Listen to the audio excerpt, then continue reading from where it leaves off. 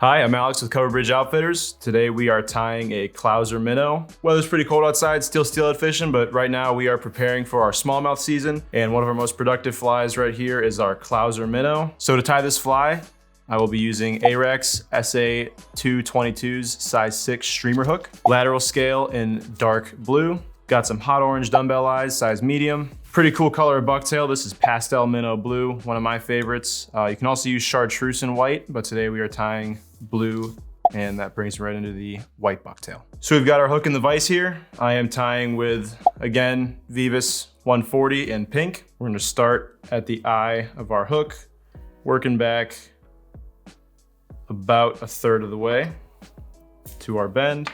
We're gonna grab our dumbbell eye. We wanna make sure it is on top of our hook because this fly is gonna ride hook point up in the water. Securing our dumbbell eye to the hook, I like to use little X wraps going back and forth to secure those dumbbell eyes. I wanna make sure they're really on there. These flies get bounced off rocks, over rocks, and these smallmouth love to chow down on them. Bring our thread back to the eye of our hook. Now, just for a little added security, I always like to give it a little dab of super glue right at the top of my thread wraps.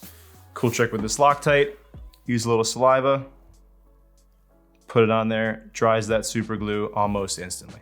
Now we're gonna grab our white bucktail because this is going to be the bottom of our fly.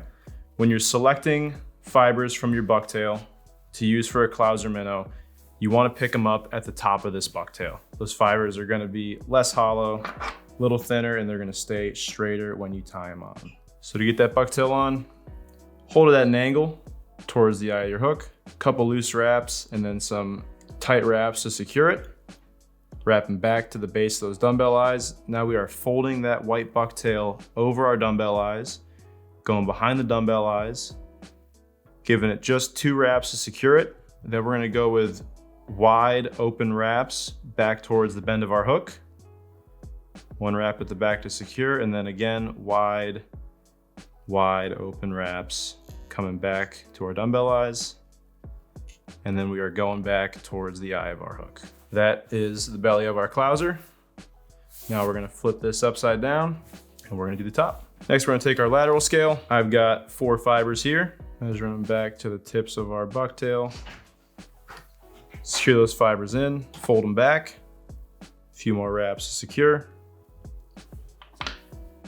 Give it a little trim.